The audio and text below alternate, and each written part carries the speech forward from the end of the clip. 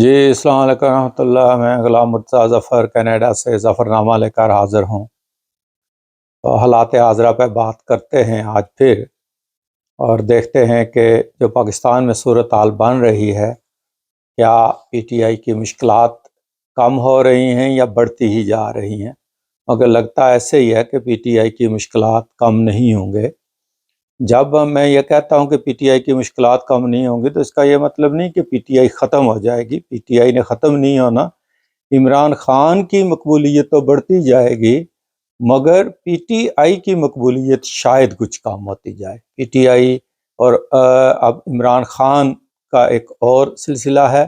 عمران خان کی مقبولیت تو بڑھے گی، اور پی ٹی آئی کی مقبولیت کیوں کم ہوگی؟ اس کی چند ایک وجوہات ہیں۔ ایک تو اس کے کچھ لیڈر ہیں جو کہ بڑے متنازع بیانات دے رہے ہیں، اور لگتا ایسے ہی ہے کہ وہ سیم پیج پر نہیں ہے۔ مختلف گروپ جو ہے نا وہ بیچ میں ہیں، جس طرح کے شیر افضل صاحب کے جو بیانات ہیں وہ کچھ اور ظاہر کر رہے ہیں، اور اس کے مقابلے میں گور رحمان صاحب کے جو بیانات ہیں وہ کچھ اور جو ہے وہ بیان کر رہے ہیں، اور کچھ اختلافات موجود ہیں۔ اب اسد قیصر صاحب کا بھی ایک اپنا گروپ ہے، وہ ان کے بیانات جو ہے نا وہ کچھ اور ظاہر کرتے ہیں، کھوسا صاحب کے بیانات کچھ اور ظاہر کرتے ہیں۔ تو یہ جو کچھ لیڈرشپ عمران خان صاحب کے بعد کی ہے جو پاکستان میں موجود ہے، وہ بھی ایک پیج پر نظر نہیں آتی ہے۔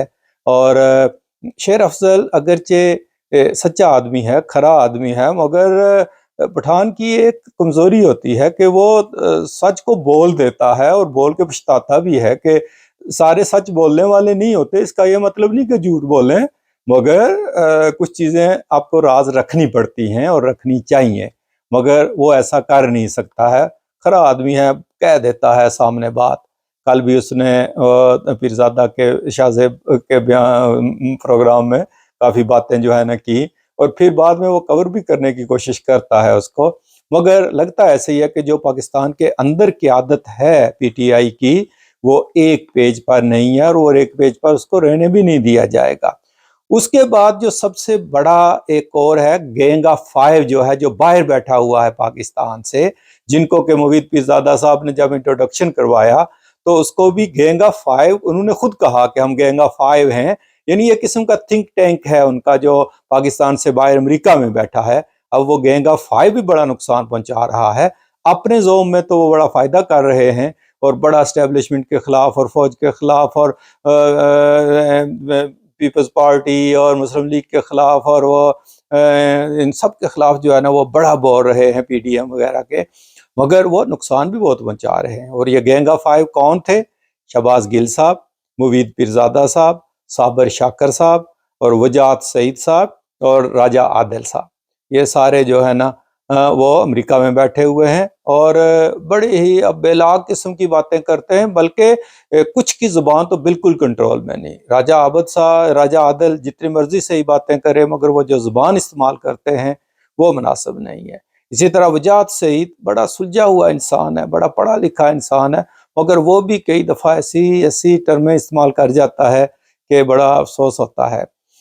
شہباز گل صاحب نے تو تہیہ کیا ہوا کہ یا تو وہ اپنا بدلہ لے رہے ہیں جو وہاں گرفتار ہوئے تھے، کہ وہ بات کی تصدیق کیے بغیر وہ بس ایک ہی راگ جو ہے نا وہ منٹوں منٹ، دن میں 3-4 ولاگ جو ہے نا وہ کر جاتے ہیں، اور ہر چیز ان کو جو ہے نا وہ بس، چاہے پی ٹی آئی کا کوئی علی امین گنڈاپور صاحب جو مرضی کرتے رہیں، 100 روپے کے نوٹ وہاں کھڑے ہو کر بانٹتے رہیں، اس کی وہ تعریفوں پہ تعریفیں کرتے چلے جائیں گے، اور مریم نواز اگر کسی غریب گھر میں چلی جائے، یا کوئی آٹے کا تھیلا دے دے، یا کسی اور جگہ جیل کا جو ہے نا وہ دورہ کر لے، تو مریم باجی اور پتہ نہیں کیا کیا کیا کیا، وہ مطلب کوئی مناسب چیزیں کرنی چاہیے۔ آپ اپنی پارٹی کی ضرور حمایت کریں، مگر پارٹی کی حمایت میں کئی دفعہ اس کشتی میں چھید کرنے والے بھی آپ بن جاتے ہیں۔